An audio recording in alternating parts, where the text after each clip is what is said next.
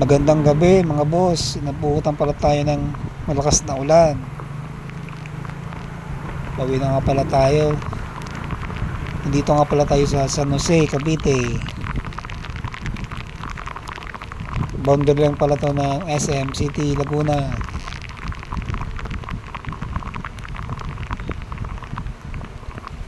Latches pasado na nga pala no, ng gabi. Nabutan pa tayo ng ulan. Buti na lang may baon tayong raincoat o kapote. So hindi kamote no mga boss.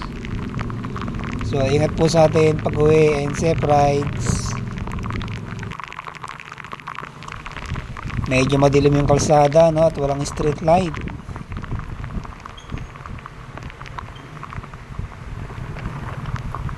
Open natin yung ating fog light para tayo makita sa dilim.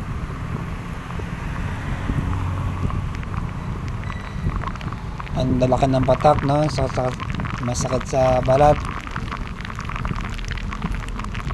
Yung patak ng ulan.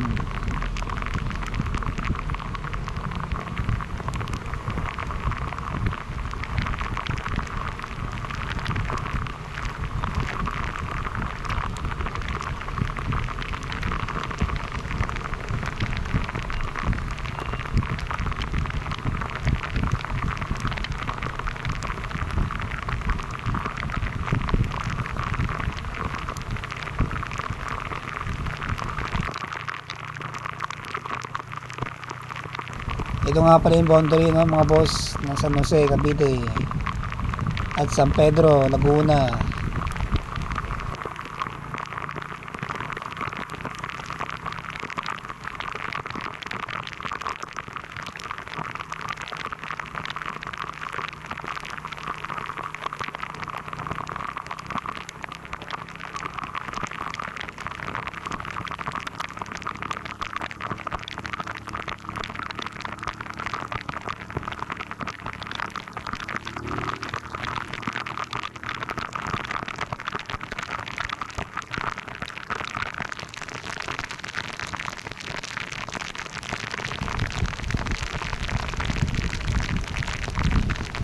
So yan mga boss, tayo pa rin nasa SM City na, San Pedro, Laguna.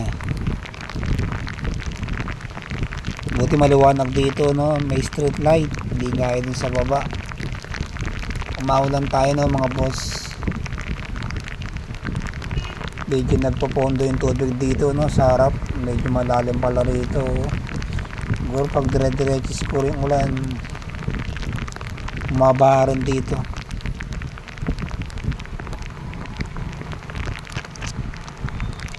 Napasaya ata ako. Makas ng tubig sa damit ko ah.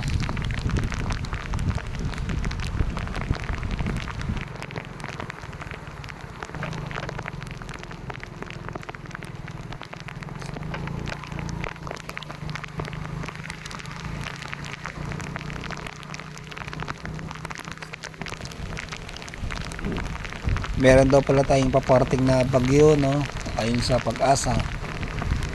So ingat po tayo palagi no mga boss.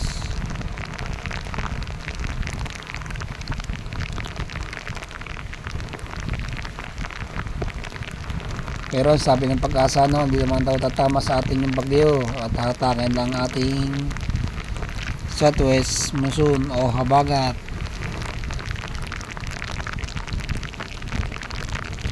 Pero kahit na habagat no, nagdadala ng malakas na ulan at pagbaha. At syempre wala nang pasok ang ating mga estudyante. Wow. Baka ito na yung bagyo no, hinaatak na yung ating habagat at pumasok na sa ating par.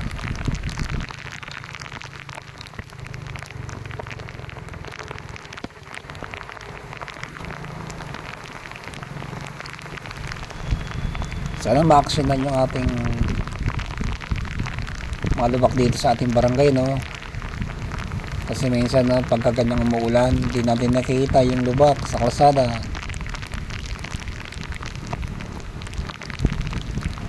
Matagal ng problema yung lubak dito no, lalo na dito sa barangay.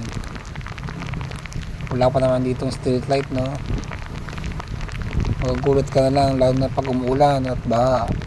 Hindi man binabaha, no, pero nagpapondo yung tubig doon sa lubak. Lalo na pag hindi ka pamilyar sa lugar.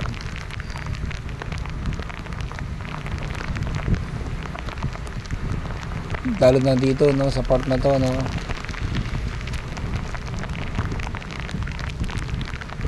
Matagal ng problema itong lubak na ito eh. At kaya din nila ginagawa, no.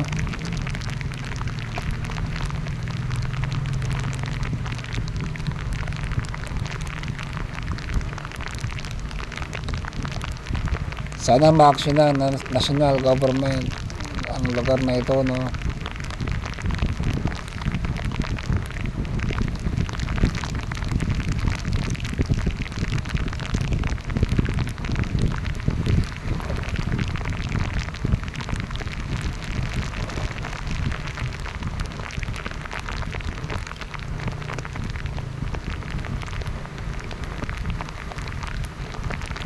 So ayan mga boss, hanggang dito na po ating video, no.